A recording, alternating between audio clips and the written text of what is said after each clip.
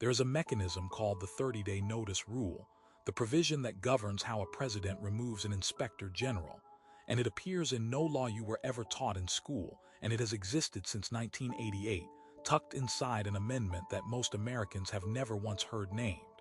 Here is the proof. An inspector general can be fired in a single phone call. Congress does not get a vote. It gets a letter.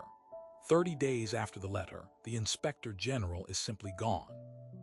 Let's be clear about what an inspector general actually is. Every major federal agency has one, an internal watchdog, embedded inside the very department it investigates, with the power to audit contracts, subpoena records, and refer criminal conduct straight to the Justice Department. They are supposed to be independent, not elected, not appointed by the agency they watch. Confirmed by the Senate, yes, but once seated, answerable to almost no one in daily practice. 74 of them sit inside the federal government right now, quietly reading the mail of power. The Inspector General Act of 1978 created this office in the wake of Watergate, when Congress decided agencies needed an internal conscience. But the act said almost nothing about firing one. That silence sat there for a decade.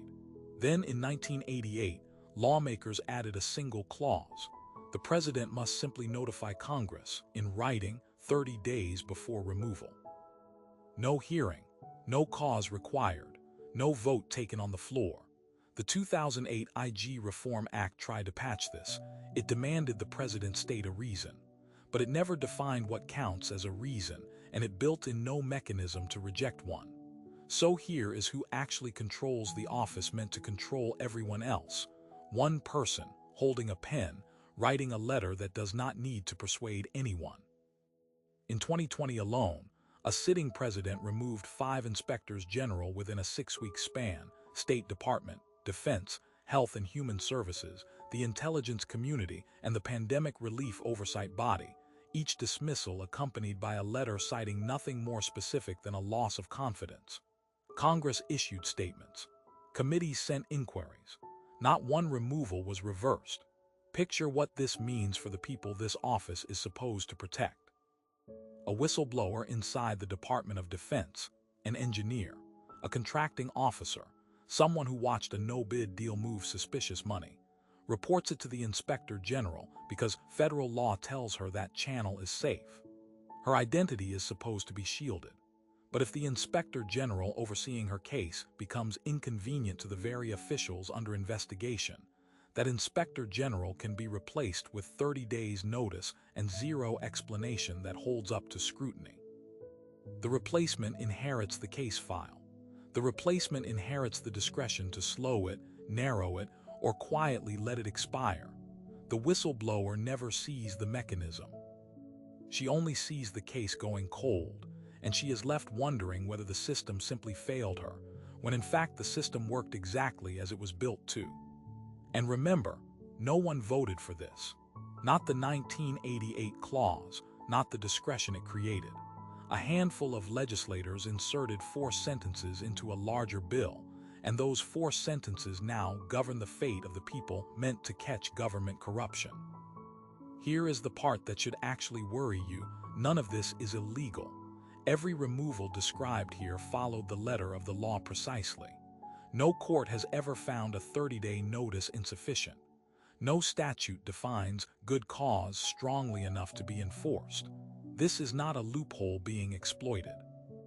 This is the rule performing exactly as designed, because the same branch that writes oversight law is the one whose officials that oversight law investigates, and neither party in that arrangement has an incentive to close the gap.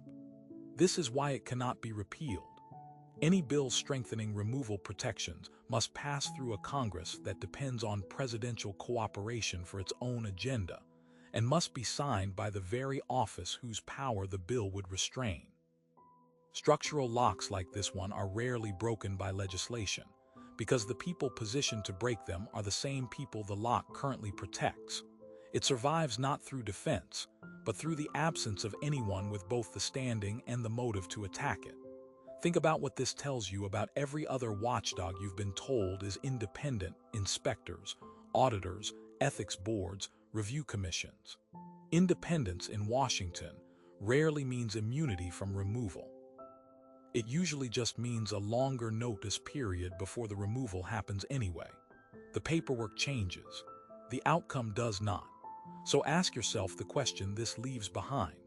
If the people assigned to watch power can be quietly replaced by the power they watch, what exactly are we calling oversight? And who decided that 30 days was long enough for anyone to notice?